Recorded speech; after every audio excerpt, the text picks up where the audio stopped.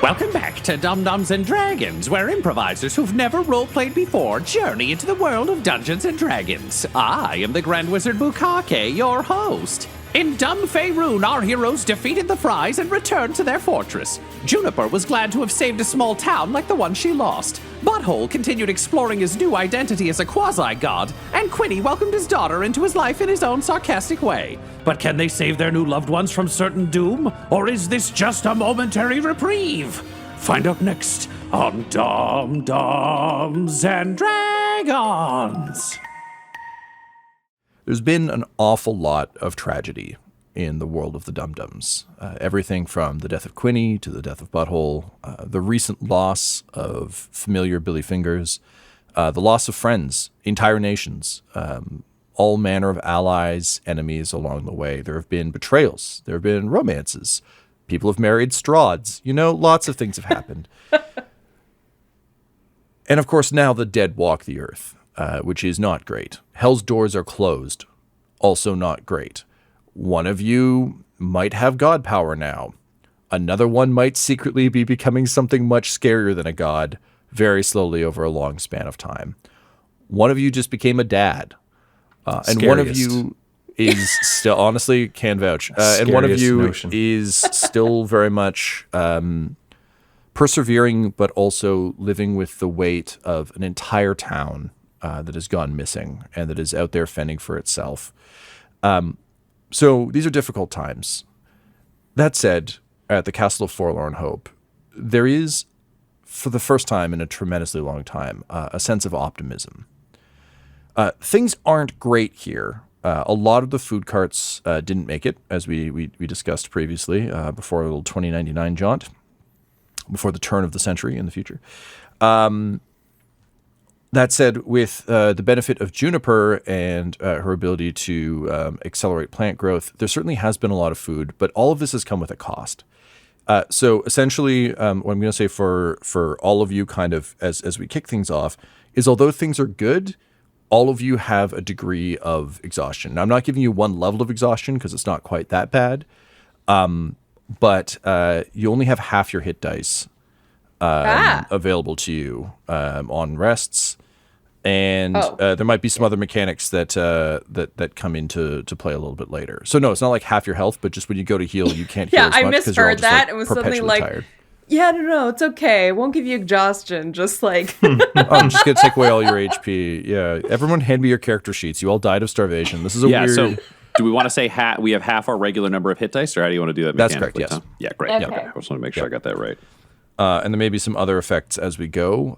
Largely just that all of you are functional, but as the leaders of this sort of small survivor encampment, all of you are going to be slightly more prone to injury, to exhaustion, to distraction, and basically things may affect you harder than they normally would, just because while you're maintaining, like, you're all absolutely maintaining your sort of like professional roles in this community, but there is no rest to be had, and the rest we're of you aging have, like Obama.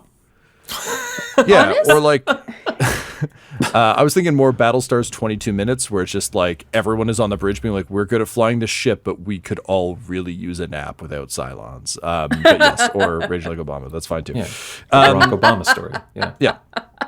War with Cylons or being Barack Obama. Either will age you 30 years in 10 years. Yes, 100%.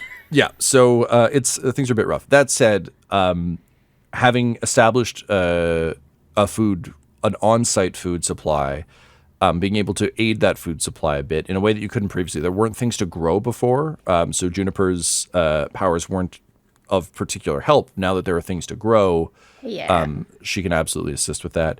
That said, that food always is running fairly thin, largely because more and more refugees keep finding their way here. As a beacon of hope against the undead legion unleashed by the nation of Akka and the necromancer Grayson Typhus, the legend of the Dum-Dums has spread. There's your story is on the tongues of bards around the world, sort of spoken in hushed tones.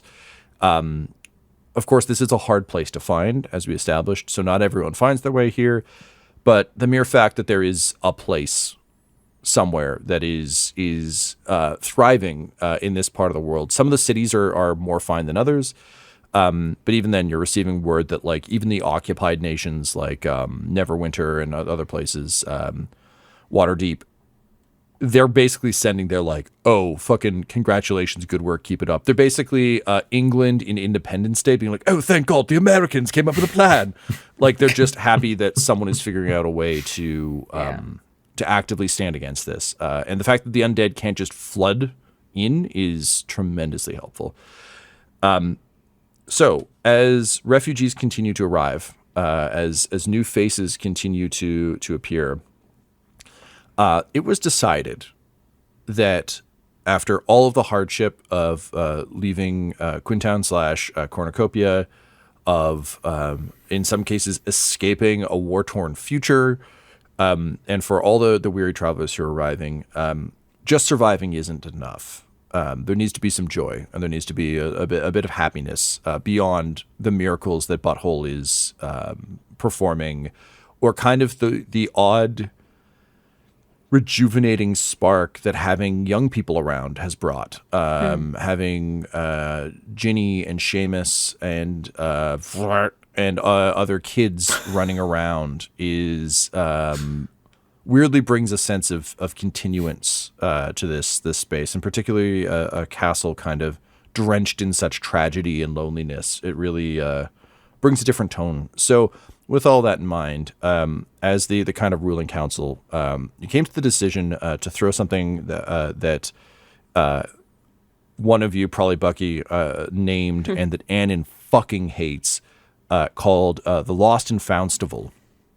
Oof. And the Lost and Foundstival is a large party being thrown in Forlorn Hope this very evening, and the goal is to honor the lost and to celebrate the found. A way for everyone to kind of collectively mourn and also collectively celebrate life and survival and continuance.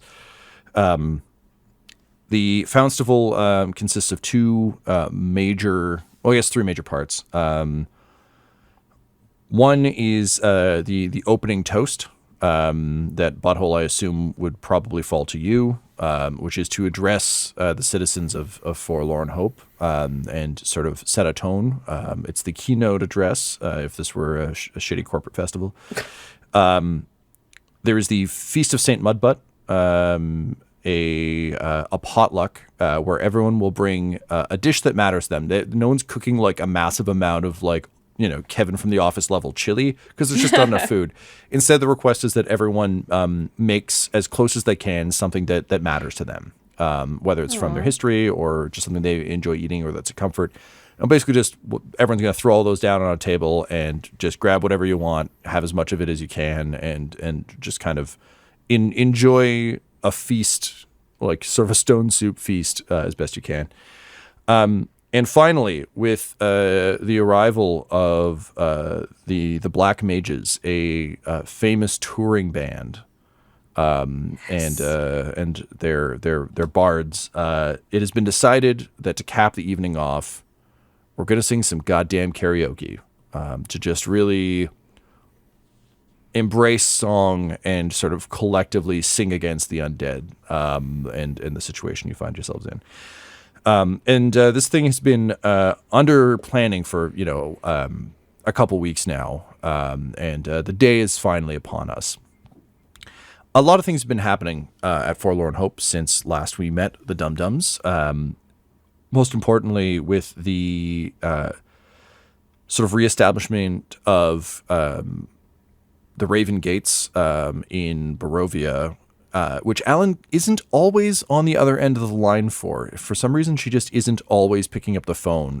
She's resting a lot, and you get the sense that the work she's doing must be taking a lot out of her. Yeah, she seems selfish. very distant at times. Almost like her body is processing some kind of, I don't know, ambrosia nectar or some shit. But that would never happen.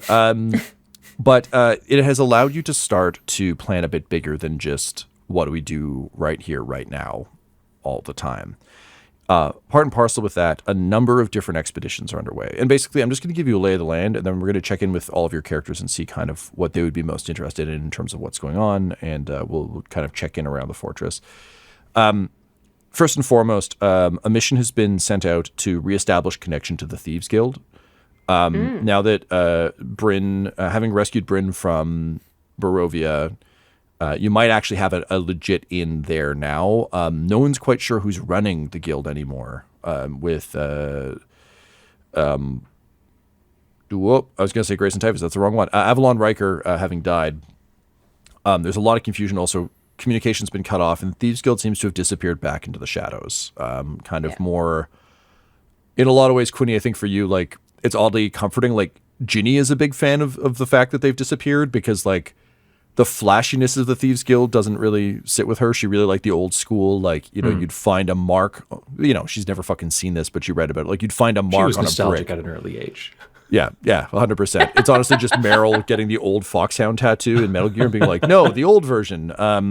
So she's kind of like a little bit fangirly about this. Unfortunately, it's just inconvenient for all of you because they're useful connections. So a small team has been sent out to reestablish connection with them. A team has also been dispatched to reestablish connection to Greywater. You know that Polka is still out there with the remnants of the mercenary forces. Last you'd heard, Neverwinter was occupied but hadn't fallen.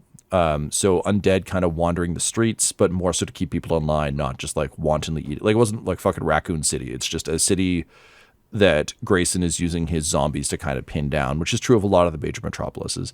He's kind of running into that problem that occupying nations have, where it's like, ooh, well, we want the city, so we can't just burn it to the ground. And if we keep the city, then there's also people in the city, so we'll get to it. A team has been dispatched to see if they can find Juniper's body, Xanthus's lair, and to recover her lost items and figure out if that sort of volcano base that Juniper you've been able to describe still exists. This is a bit of a trickier spot because it's very clear that wasn't in this dimension. So that team has been led by Mo Dirt, who is kind of leading a small team with the assistance of Alan and the Raven Gates to kind of hop from place to place. Unfortunately, because the gates can't constantly be open, sometimes they're waiting for a pickup. So they've been gone for some time. There's also a small team that is beginning to investigate the Great Collide. Although you have delayed it quite considerably, it is inevitable. And although you have more pressing matters with Aka and the Plantiers, Juniper, it's never really left your mind that hell no. this is thing that's coming. But unlike before, where you were just wandering around listening to a scroll, now we're starting to get scholars and philosophers and mages who are doing a lot of the work that you would have to travel places to get done normally. Right. So it's basically teams now just kind of working around the clock, trying to triangulate what this means and where to look. And finally, there are teams starting to investigate how to get to the Plantier Nation. So this isn't high on your priority list. Aka is number one with a bullet. Typhus must be stopped. Emily must either be brought around to justice or stopped. Butthole, you've gone back and forth a bit between like, okay, I think she's savable, I think she's good, and then she's done some tremendously horrible things, and you're like, maybe not. Just kind of, it's hard. It's hard to figure that out without actually talking to her. So that's kind of top of mind because honestly, the undead threat it's preventing almost anything from happening, and Moonhammer only knows what they're up to over there. It's a real bad idea to just leave Aka Ascendant in a hole and let them just do whatever they want to do for a long time. But the Plantiers remain a threat. Captain Plantier, having had his marriage annulled and been squarely embarrassed, is still out there, and you are no doubt on his shit list, as is Moonhammer if he can ever figure out where she got to. So concerns all around. To that effect, what the three of you know, but very few other people within Forlorn Hope do, is that this party is genuine, but is also a cover. Because with Doc Huckleberry's report and Reginald's spy mastering, you have determined that there is a way into a Ka. It's extraordinarily dangerous, and not a lot of people can go on it. Essentially, Doc Huckleberry took refuge with some survivors who, for a time, were camped out in what seemed to be a forgotten mine. They found scraps of adamantine, an incredibly rare resource, and kind of thought they'd lucked into something pretty good. They would have resources to sell, and they had a safe place to hide. Horrors crawled out of the darkness and killed several of them before the rest managed to escape and sort of continued on their way. But Reginald, upon hearing this, like Doc Huckleberry already thought this was somewhat suspicious. A Ka is known for mining adamantine. It's a huge important piece of the amount of, regal adornment they want in the name of Tempest, the god of war. Reginald, you would recognize this as a mine that was like shut down in your world for being too dangerous. But after it was like mined very, very heavily, almost to dry. Here, with the arrival of Emily and the birth of you, Butthole, they didn't need to mine for Tempest anymore because they planned to just kind of have him around, and then they wouldn't necessarily need the materials. So essentially, between Doc Huckleberry's report of an abandoned mine on the edge of a Ka territory and Reginald, your understanding of what that mine is, Butthole, I don't think you would have any history in this whatsoever. The determination is going through this mine will basically bring you up, not under the palace, but very deep into the heart of a Ka. It'll be hella dangerous because adamantine is not a safe thing to mine, and clearly there are horrors lurking in the shadows. And also, once you're in a Ka, this is the final push. It's take out Typhus, redeem or kill Emily, or the world falls. So this is in a lot of ways a suicide mission. There's really only one result. Either it's victory or death.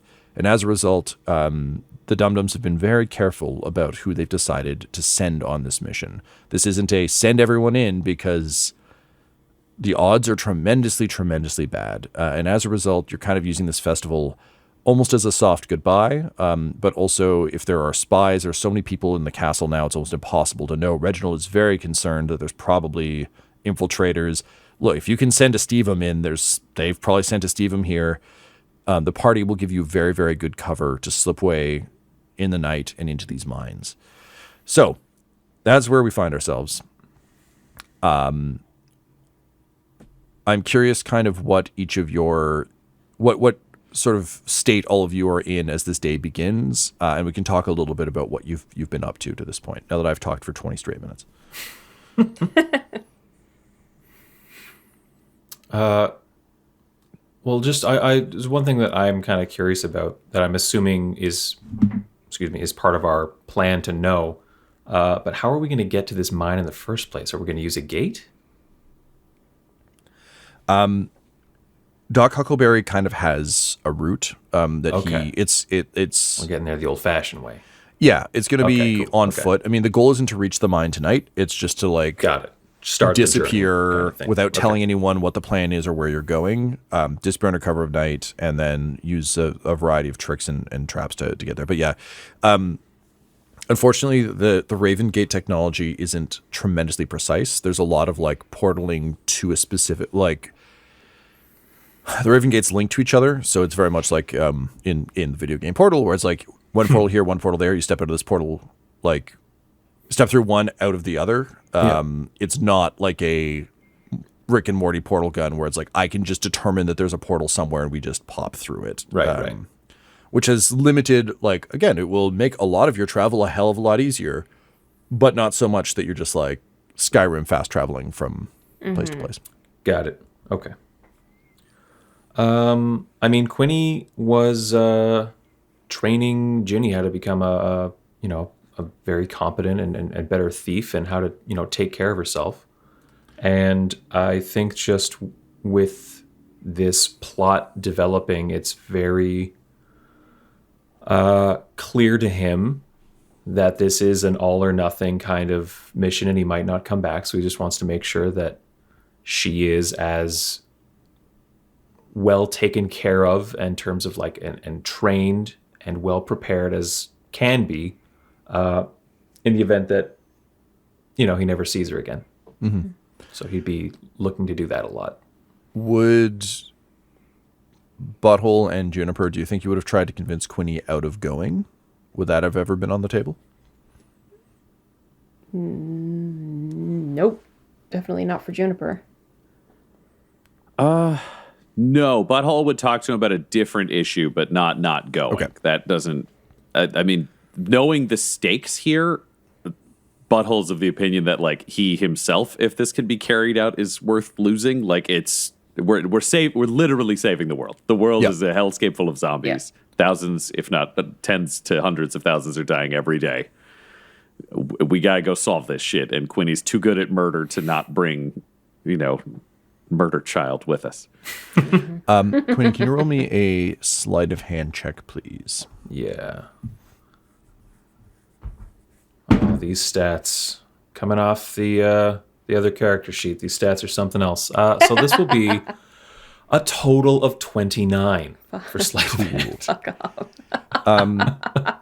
So, Quinny, things with training Ginny has actually been easier than you would have expected, largely because a lot of the resistance and a lot of the pushback you get about other things with Ginny is simply not present when it comes to thieving. When it comes to thieving, she's just like an attentive, able student.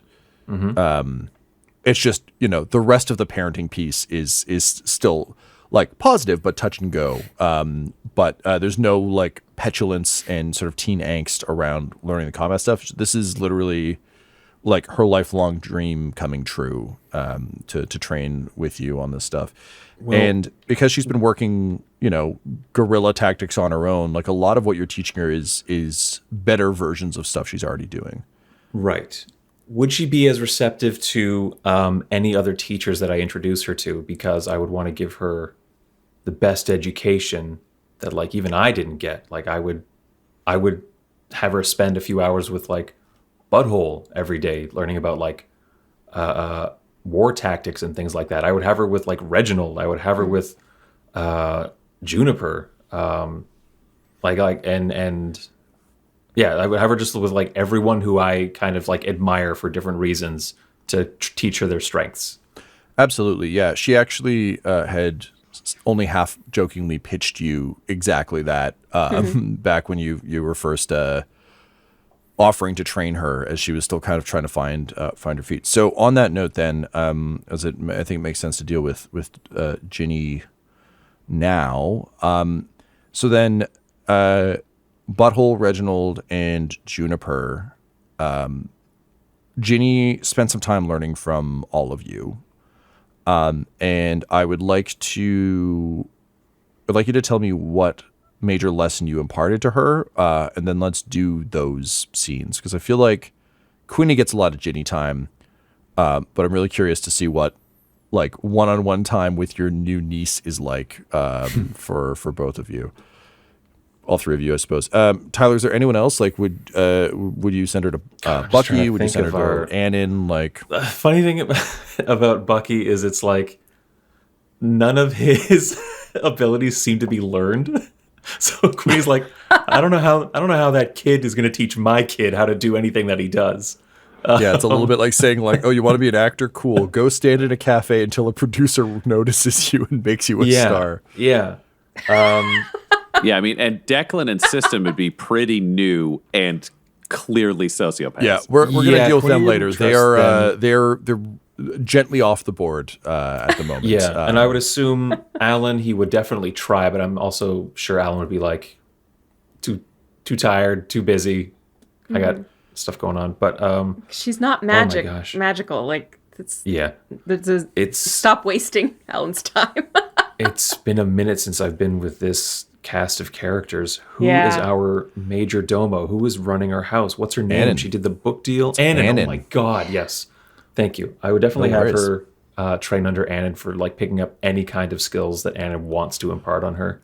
Yeah, Annan ironically turns her into an Emily for a week because Annan is trying to put together this stupid Lost and Foundstival, and just saying the name literally like makes her cringe every time. It will not surprise you to know Yevgenovich fucking loves the idea of this festival. And he's stumbling around in his new body trying to help as much as he can. Okay, so she trains a bit under Annin, picks up some kind of like organizational know-how.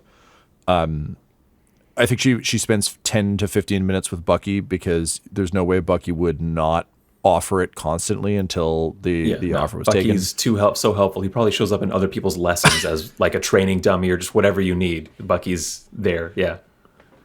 Amazing. All right, so Juniper... He's the crash test dum-dum. Yeah. Happy to do it. Juniper, Butthole, and Reginald, what would you impart to Ginny? Juniper as Mrs. Paisley would give Ginny a crash course in forging documents, specifically like things that would allow her to assume other identities to sneak her way. Laura, can you roll me a d6, please? Yeah. That's a 2. Okay. Ginny is doing that thing where she's like, she's paying attention, but she's also constantly kind of darting her eyes up at Mrs. Paisley. And you get the sense that she is really in awe of the fact that you can shape change.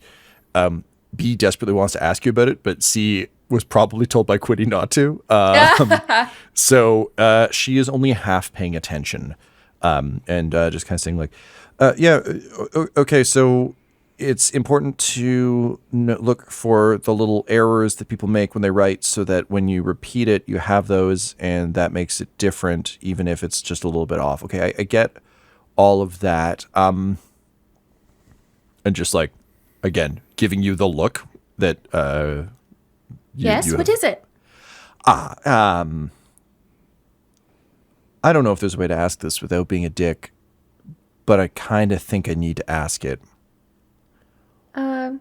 What's it like to be Mrs. Paisley sometimes, and Sheriff Juniper sometimes, and Echo sometimes?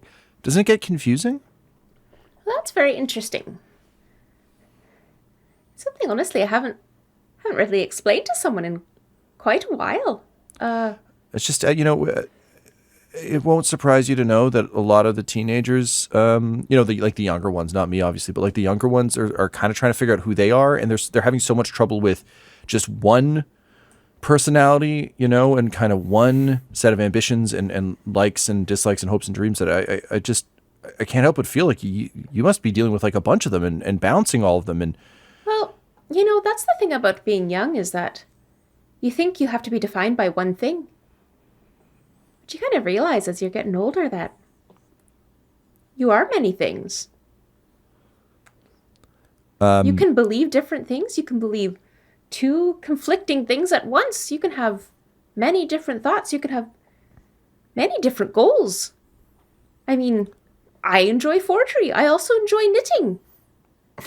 And then sometimes if I'm not in the mood for that, well then, I don't know, maybe I'll just become a little Echo, and if I'm feeling particularly scary or murderous or... And she just turns, kind of morphs into her Old West Moss, Sheriff Juniper, I guess. Mm-hmm.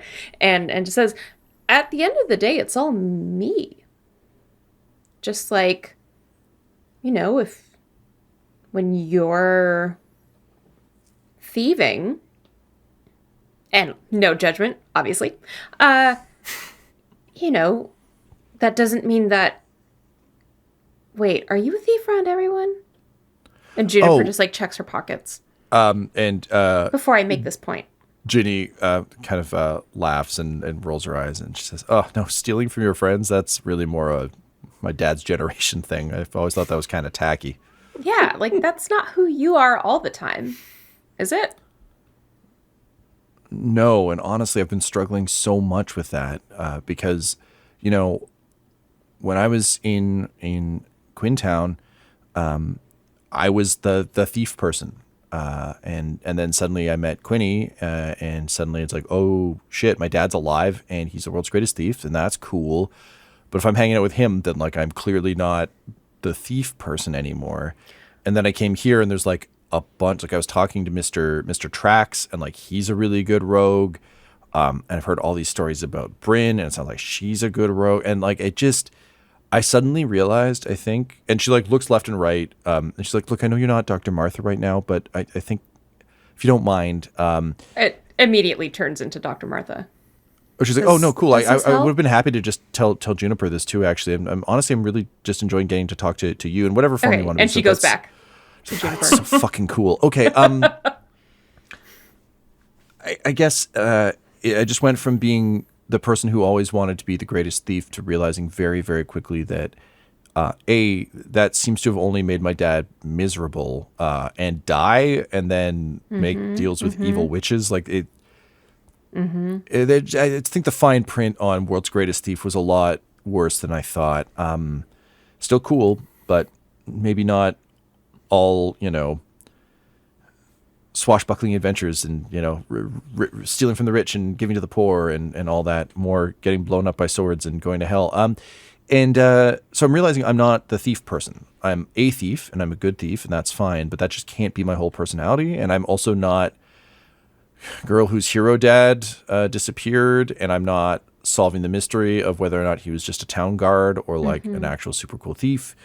And there was the whole fight with the potatoes team that was very concerning, and I'm just having to rethink a lot of things, so it's really quite refreshing to hear that I don't have to just be one thing, because honestly, ever since I got here, I realized I'm not that thing. And if I'm not that thing, I don't know what I am. And it's great that I can be more than one thing. Because if I can be more than one thing, then I can be like 80% thief, or like, if I took multiple classes, some kind of multi-class situation, then maybe I'd be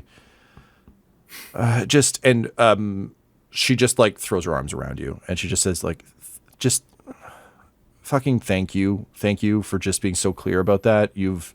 Honestly, I've been so worried about this. And I tried to talk to Uncle Butthole about it, but he's a lot. And look, by the way that you're talking, it seems like you already knew this. Look, I hang around with like a weird kid from the future and a bunch of scared people who almost got eaten by zombies and Bucky. So there's not a lot of time for me to really have these nice introspective chats with anyone. And Dad's been really drilling me hard on the thieving stuff lately. And Tyler, I'm just going to pause for a second to ask, would Ginny know about the mission? My inclination would be she does, but I would probably leave that up to you. I think Quinny's instinct would be no, to bolt in the night, but he's done that once before. You could also tell her right before you go. I'm just curious what information she has while she's talking. Those consequences. I think Quinny is kind of going a little heavy-handed with like, I won't always be around to help you with this and that kind of stuff. Kind of ramping up to something, but sure, hasn't fully gone like, I'm going on a suicide mission. Perfect. She's like, so I think Dad's trying to overcompensate for not being around for a long time, and also for that time that I almost got killed. I think it really spooked him, and also I think Gran and Gramps might have given him some shit for it. So anyway, he's really dialing that up. There hasn't been a lot of time to talk. So and Butthole's been super, super supportive, but sometimes you need to talk something through in a way where where things aren't necessarily okay, and you don't necessarily win, and you're not necessarily the greatest person. And I really appreciate all the support he's giving me, but also like I'm a bit of a mess right now, and this has been super helpful. Good. I mean, thank you. When things are messy, you just have to remember, honestly, just go with your gut and just do what feels right. Don't try to force yourself into a box. And you'll figure out who you are and the many multifaceted people you are inside. And just like again, that like I'm not smiling, but I'm smiling smile. She says, thanks. That's awesome. This was super, super helpful. And as she goes, she just turns back around and holds up a scroll and says, I don't really have any classes to write myself a get out of school note for, but I wrote a pretty good one. So thank you. I think this is going to come very handy. And then she like does like a sleight of hand trick from fucking Quinny's 29 and pockets it up her And sleeve. Juniper just kind of like Mrs. Paisley's face comes over and winks at her, and she goes back. Right. There's like a little like, and then she just bolts because she can't show her heart too much. Aw. That'd be too much. That's the title of my over-engineered heist movie, by the way. Quinny's 29. Just a lot. Yeah, Should well, Mog have cut more out Crankshaft of already it, made but- one, and it was less than good. So you know what? Yeah, we're due for a reboot. The cast goes really downhill after the first 11. Yeah. Alrighty. So It was going to be 30, but they cut Gina Carano. Yeah. Almost did a spit take. She was doing fine. And then she Not said anymore. some shit, and we are like, well, now you gotta go. Yep, sorry. Quinny says no. Quinny, who is addicted to money and has almost no morals, said, no, not you in this film. Yeah, no. incidentally, Giancarlo Esposito joined the next day, so it worked out. It's good. Everything's gonna be fine. Barely had to retype the poster. Just move a lot of vowels around. We were fine. So you guys done? You wanna spend some more time on? I'm not sure. If you try to tell more of the story, I think then we'll find the Joker we're sitting on. Yeah. If you want to It start doesn't come talking, to me. I will happily interrupt you again. Don't worry. Arriving at the doors, an unexpected stranger, a guest from your past. You never would. No? Okay, well, I guess now someone does show up. We'll get to that in a minute. Someone actually does show up. Great. Okay. I think I might space these Ginny scenes out. Originally, I was just going to do all three of them in a row, but I think it makes sense to parse these out a bit. Juniper, what else, since we're on you right now, what else have you been working on? Obviously, you've been keeping the food going. And I think if I can get a nature check from you. Oh, yeah. Juniper's surprisingly not good in nature. Oopsie poopsie. Oh, but that's an 18, so that's okay. Yeah, that's fine. Also, again, realistically, you're working with what you got. A lot of gourds, just a gourd-heavy situation from Cornucopia. A lot so- of lentils. They're just packed with that nutritional Packed goodness. Yeah, so you've been doing a lot of that, and I think you've also been coordinating the Great Collide search. Oh, yeah. Who, again, we've got, I'm happy to run you a quick list of important names that are currently with you, but is there anyone that jumps to mind that you would have wanted to assign to this, or would you have just been kind of like content to take whoever's available and on it? I It's been an literally age, have so no idea. Like, who Yeah, is that's totally here? fine. I just know there's a shit ton of people. we do have like General several... idea. I'm like, I know Annan and Yevgenovich and the people from The people. from Cornucopia And others. other people. Great. So I think in terms of the Great Collide, this is a bit of like metaphysical nonsense. So it's not something that I think you would want everyone to know about necessarily either. So I think we'll say that currently looking into it are kind of inner circle-y people. So I think Reginald's probably on that but absent. Okay. I think Bucky is on that team because he's got magic and he can be trusted despite his overabundance of enthusiasm. No, that makes sense, especially yeah, with Bucky being weirdly split I think for shit. Annan, when she isn't doing festivals and Castilian work, is probably assisting with this just because she's got a good organizational brain for like, Yep. okay, so we have multiple planes of existence, blah, blah, blah, blah, blah. And I think the other... Honestly, I think the other member of that team is probably Alan / Hawaiian Strahd. I think given Fucking A, yeah. the Strahd situations in Borovia, you're occasionally getting correspondence from him, and it's clear that he is working on that over there because being someone who is very acutely aware of the multiple dimension piece, he's kind of uniquely positioned to speak to it. Unfortunately, it's very fucking hard to get mail from a weird intraplanar spooky castle made of mist. So you're not getting constant updates, but you do occasionally get useful information. Unfortunately, there isn't there isn't like an immediate lead on any of this. It's just something that is being investigated. Man, it's too bad Xanthus wasn't on our side. You do have a Xanthus. He's just Butler Xanthus over in Barovia, and unfortunately, he Fuck that guy. wasn't part of it. Yeah, He doesn't know he's anything. great. He's such a nice guy, though. It was useless. Well, I'm sure he's a great butler. yeah. I mean, we Useless have such a for great what we history need him with for. butlers. I Yes, mean, calling absolutely. him useless sounds more like an Alan thing than a Juniper thing. I think Juniper apprecites people. Well, that probably means Yeah, that Juniper. yeah, honestly, Juniper really does. Sorry, I'm that- saying this more. I'm talking as Laura. Well, honestly, though, it sounds to me like Juniper asked if that Xanthus would know anything, and Alan sent back that message. Yeah. Like it was a back and forth between the Totally. two of them that just ended up being Laura, the player, commenting. Okay, great. So, Great Collide investigation is underway. There's not a lot to go on, so it's more so just like we know this is out there. We're working on it. Fine. You've got Mow Dirt on off after your armor. I think and like your gear. This might be more of a Butthole question. Butthole, who would you have put on team like try and collect Juniper stuff and scout Xanthus's lair? So Juniper got kind of like facsimiles of her.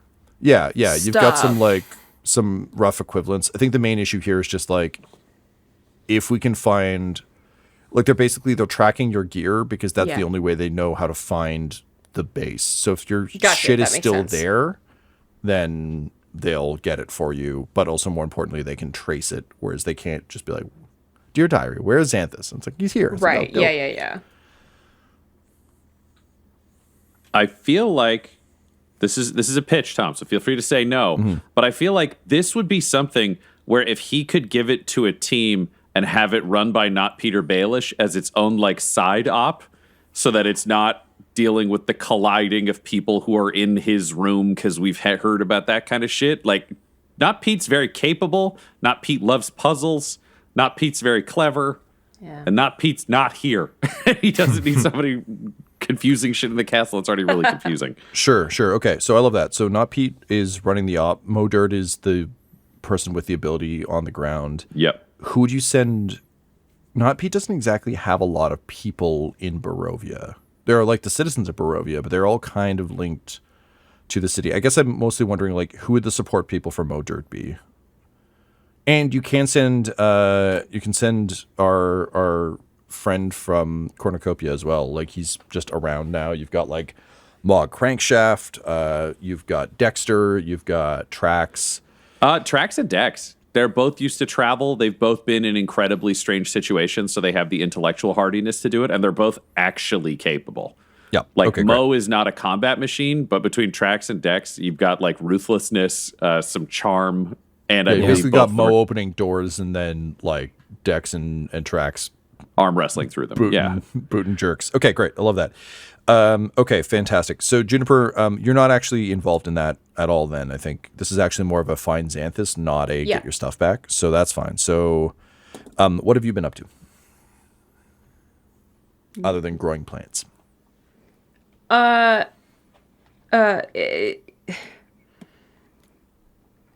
mean, it's kind of hard because it's like the immediate mission is like so risky, and yet we need to be able to have clear principles and laws in place, at least approaches to dealing with shit, if when we are able to reclaim a Ka. Okay, so that's awesome. Thinking about what reestablishing a nation in a Ka would look like. Yeah. Okay, very cool. I like that a lot. Yeah, okay, excellent. I will say the only other thing, Juniper, that has been on your mind of late is you've, with this body that's kind of constantly stuck between a lot of your different forms, sort of pre-merged Juniper has found just some like new things to adjust to in terms of like, Grandpa Warwick's body seizes up in different ways in different places because you're not sure which of your organs are his at any given time. Yeah. You've been getting wicked headaches somewhat irregularly, but it's been, again, just one of those things that's been draining your hit die basically and just keeping you off your game a bit. Yeah. No, it makes sense. I mean, science-wise, her nervous system is kind of fucky. Yeah, and these are new, and you get the sense that it's just like, you have no idea kind of what integrating a full Juniper into another full entity, like, it hasn't been done before, and it's great that the host did it, but, like, you don't know. So you are currently dealing with that. Gotcha. Cool. Also, just like all the work as Dr. Martha. Yes. Just like dealing with all of the PTSD going on. That in and of itself. Whew. Yeah, it's not been a light trip, particularly as more people show up. It's like, there's one thing when it was just cornucopia, but now you're just getting like different varied stories coming in. Okay, great. So that covers out that side of things. Reginald, you are extraordinarily busy with this secret mission, so I don't think you have a ton of time for Ginny. What is the lesson you impart to your erstwhile frenemy Quinny, whose body you drove around for a bit, to his daughter? Yeah, I think he'd invite her in, and it's just trying to teach her paranoia. Because nobody teaches that in this fucking weird world, and it's going to get everybody killed. And she's young. It's not her fault she has a crap dad. Like, she's got to learn to not trust people. And that's his lesson, is like spy hunting, how to spot when somebody's going to fuck you over, how to always watch for an exit. Just like professional grade paranoia is his goal. Okay, so as someone who's rigged up a lot of door traps in case anyone tries to find me, and has generally rigged up like a lot of, non-active traps to just maim really folks, like I'm picking up what you're putting down. This seems pretty basic to me. What am I missing here? I mean, I know cornucopia is pretty lovey-dovey, and I get the sense that you come from like some kind of crazy hell world. Is that? Yeah, that's a pretty accurate way to describe it. So here's the thing. Right now, you think you have people that you can trust. Mm-hmm. And theoretically, as you're young, you probably think you're not going to die, or that heroes win, or that doing the right thing in some way matters. Okay, well, I didn't die. The heroes did win, and by doing the right thing, now a bunch of people are here and are okay. In fact, you seem to be kind of okay too, more so than you were on Hellworld. So, sorry, what part of this is wrong? Well, see, here's the thing. You think because it happened once, it's always going to happen. This is called confirmation bias. And that is a problem for people when they think doing the right thing works out. I'm from Hellworld. I also have gone through some shit on this world. It's all good until it's fucking terrible. Because when this thing falls apart, it's just a world full of zombies. So, I mean, where am I right now? I'm in the smartest place. Right there, those are the portals. That's the door out. And if weird monsters come through those doors, everybody in this place is fucked if nobody notices right away, so I'm also here. So am I a coward? Yes. Am I a hero? Yes. Should you be worried all the time? Oh, definitely. Because, I mean, your dad's died like a bunch of times, and as we've learned, the big butt guy, he can only bring so many people back from the dead, and if they kill him, oh, we're fucked. This whole thing comes down to that dude not dying. And nobody seems to be picturing that. They all seem to think we live in a castle where no zombies can come. It's a car. The whole nation's about war. That's all they do.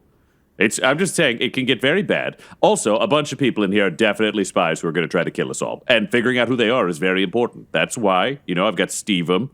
That's why we've got, the other team. That's why we're trying to get you to look around and just see who turns out to be an asshole. Yeah, well, I mean, I got to tell you, a lot of the teenagers are assholes. Not me, though. I'm the cool one, but the rest of them kind of suck sometimes. Okay, look, I got to ask, though. So you come from Hellworld, and everything there is worse than here or better than here? It depends on who you're talking Hellworld, to. But like, if you're talking to, like, the people that here are generally considered bad, the other world is vastly preferable because they're all in charge. every kind of villainous, monstrous sociopath. They're all doing great. Anyone who has emotions is going to have a real bad time where I'm from. So, that's all I'm saying. So when the bad guys win, being good is bad. yeah, no, okay, yeah, that's horrifying, but that makes sense. So do you want to go home at some point, or are you just going to live here? Oh, I don't want to go home. That place sucks. So, I mean, I'm kind of here banking on this working because I can't come up with a viable second option. Sir, what working? This butt guy. I mean, otherwise I got to run out the door and then it just gets worse. But if we can get to a car, here's the deal. They cut me in. I get to pick whatever I want out of the treasury first. And back in my world, so my dad, that psychopath, had this giant black thing that covered him and it made him super strong and it gave him super ability. So I'm assuming that is here in the treasury. I'm going to get that and I'm going to live forever. I mean, that does sound pretty fucking cool. Okay, well, thanks, I think. I'll keep an eye out for assholes, I guess. Yeah, don't worry about the teenagers. Odds of them being spies very low, but watch their parents like a fucking hawk. Sure. I guess it just seems to me that if the place you come from is horrible and a hellscape and everything's terrible, and you want to stay here because here is better and safer, and for a self-professed coward like yourself, like this is a cool place to be for you, that maybe some of these assumptions you're making about this place are completely wrong because they're from a completely different place that don't quite apply here, and somehow you're just like kind of carrying them with you, and you just decided to apply them unilaterally to everything, and like that kind of seems like what you're doing, and like maybe I'm wrong, and maybe I don't know anything, but like maybe you should just chill the fuck out, Mr. Reginald. Also, my dad says you're a dick, and she flips you off and leaves. Yeah, see, they sent you to me to learn something, and I think you failed. I fucking hate teenagers. They're a waste of time. Do you know what? I think she's a spy. She's in here to throw us off. Stephen, make a note. We're going to follow her. And Reginald, as you're muttering about this, you notice a slip of paper kind of slide out of your armor. And she actually slipped you a note saying, keep an eye on the green-haired elf. Well, it's written in your hand, which is very upsetting. Well, you're lucky I actually read this instead of just eating it out of spite like I was thinking about. All right, Stephen, forget the girl. We got somebody else. All right, figure this out. If this is bad, we kill him. Don't tell Butthole. He'll really hate that. Yeah, Doc Huckleberry's like, yeah, sir, I mean, look, I didn't want to bring it up, but he's been talking a lot about how much he can bring people back from the dead these days, so I'm a little concerned that if we kill any spies, they might just come back and say that we killed them, so... That's what you think, but he also put in a helmet order for all the people who were important to him, so I squish the head, and they're gone. That's the job. And you just see Doc Huckleberry look at his pistols, and you can tell he's mathing out how to squish a head with those. He's like, yeah, all right. He goes back to his gun table and starts, like, making modifications. Okay, I want to make sure we're on the same page. You were thinking I shoot them in the head and then stomp on their head, right? Oh, no, I was going to try and make bullets that explode their heads, so you don't need to do any stomping. It just seems to me, sir, that if you're stomping on them, you're probably a little too close for safety. This is why I'm impressed by you. That's why you are part of my inner team, and you get one of the good beds in my tent. Honestly, sir, I'm just really glad not to have to work for Mog anymore. And you see, like, Mog trying to set up the tent and, like, failing a bit. And he's like, foiled again. Just as, like, one of the sides falls in. But he's trying. I assume you've got, like, a tent fort down but near the Raven Gate. I have it set up and taken down every day, because what if we have to go on the road? What if things get bad, Mog? You could kill us all. He's yelling. I know, sir. That's why I'm trying to set it up. It's Mog Crankshaft's 11th attempt. And he goes back to trying to screw the tent together. I think by this point, you're probably actually sleeping in a different tent with Doc Huckleberry. You just realized it's easier if Mog has a task. Oh, yeah, that dude needs shit to do, and it's not finding spies. I sent him to spy on Quinny solely to annoy Quinny, because he's not sneaky. Could you roll me I'm going to say either an investigation or a deception check to see kind of how your spy mastering has been going? I feel investigation is very much... He's weirdly enough, he's a surprisingly brainy character, so... He's like He's smart enough to know what's going to kill you. That is a 22 for investigation. Okay, so yeah, the the flow of people into the castle has made it almost impossible to vet everyone. Also, perhaps more importantly, like there's no clear way to see if someone has sympathies with a Ka, because theoretically anyone could. There haven't been any overt actions against the castle. You know, like the food hasn't been sabotaged, the water hasn't been sabotaged. But that's not to say that people haven't found their way here. And they'd have to be living people, because obviously the undead can't make it here. So I think the fact that no spies have been found has made you like increasingly anxious, because you know, it's like living in an apartment building, being like, oh yeah, no bugs? I've never seen a bug here. It's like, well, the question isn't if, it's where. So I think yeah, just getting increasingly anxious, and particularly knowing that this feast is coming up, and this kind of escape attempt is going to occur.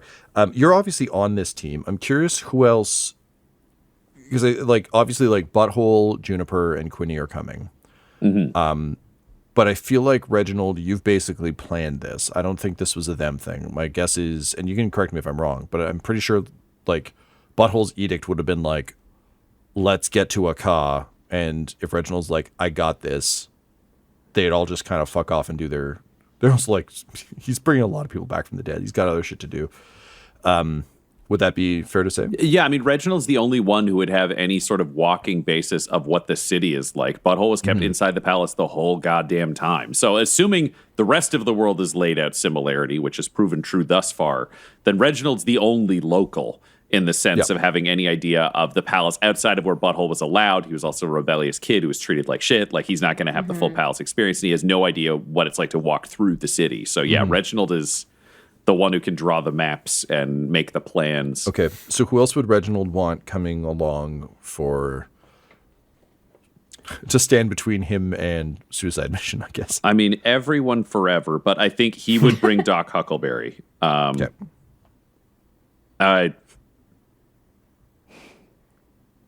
I'm debating right now whether or not he'd bring Mog, solely in the sense of he could send Mog to do something stupid and die.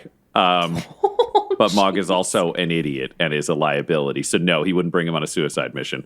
Probably just Doc Huckleberry. More people aren't going to solve this problem, so it's people with skill sets he doesn't have. Huckleberry is pretty effective, and he trusts him. And he's got to leave Steven behind to try to keep the rest of this fucking place running, because if somebody busts this place open and there's nowhere to come back to, this is a terrible move. Also, Steven being a known defector, not leaving will also help keep up the ruse longer. Yeah. Which is useful. And he's legitimately good at his job. Much like Butthole leaving Annan in charge, you're just like, yep, there's the sane human. You do the task. Is there anything else you would have been up to in the meantime? A paranoid level of security would be his other thing, which is like, there are people watching the water who he trusts who've been here the longest from the original crew that Annan brought across. Like, those are the only humans he would trust.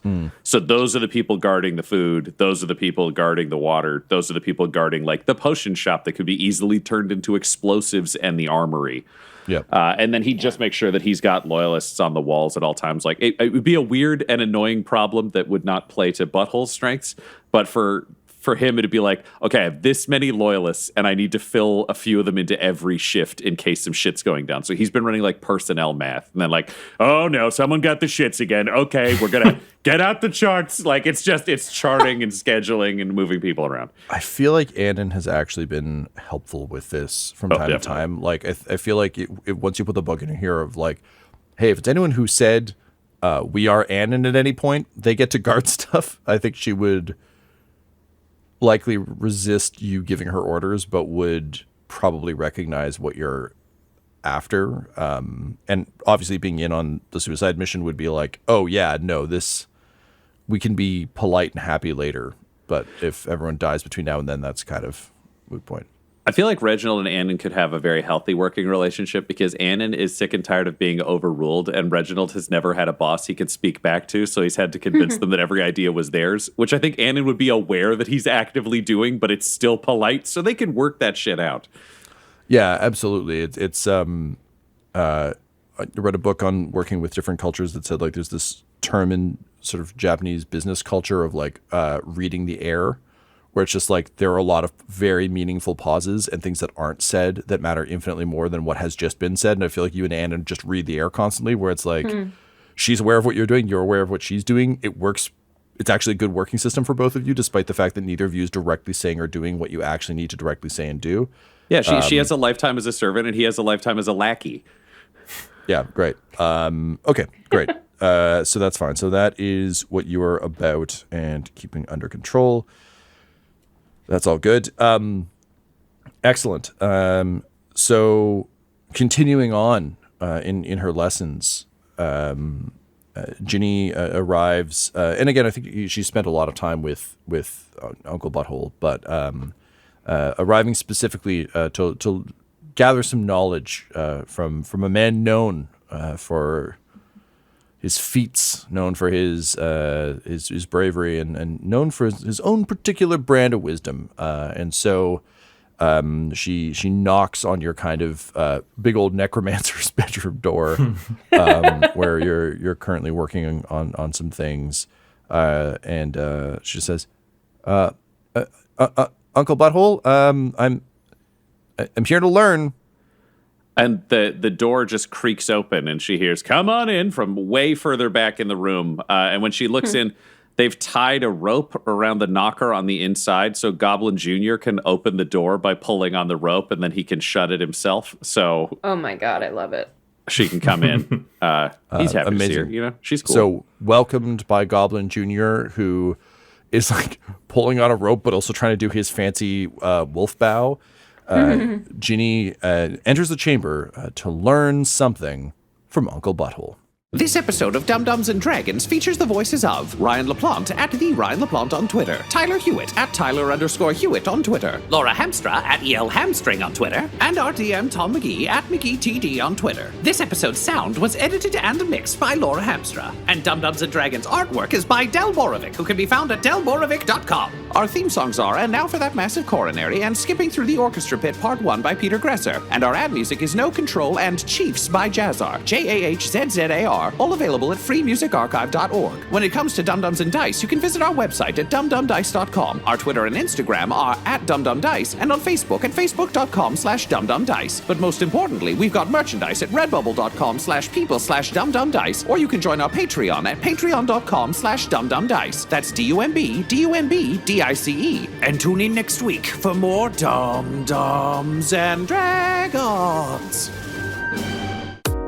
Dum Dums and Dice has to give a special thank you to the supreme beings of our Patreon at this time. The Half-Blind Prophet, Christopher Little, Sue One, George Dolby, Richard Cranium, Sammy Boy, Orion Birchfield, Scott Garland, Benjamin V, Gavin and Abby McDonald, Logan, Fire Unfriendly, Acrix, Grandma Likes D&D, Alan, Austin Nut Powers Fry, Stabby Stranger, Glitch Trick, Roman Brown, Christian Mendez, Spot Allen, Flynn1138, Alarain Okapi, OMG It's Big Nick, Steve Wees, D&D and Things, Norma Byers, and Jill and Noel LaPlante. If you want your name to be added to this list, you can join our Patreon too at patreon.com/dumdumdice. Thanks to them, and a little bit of thanks to you.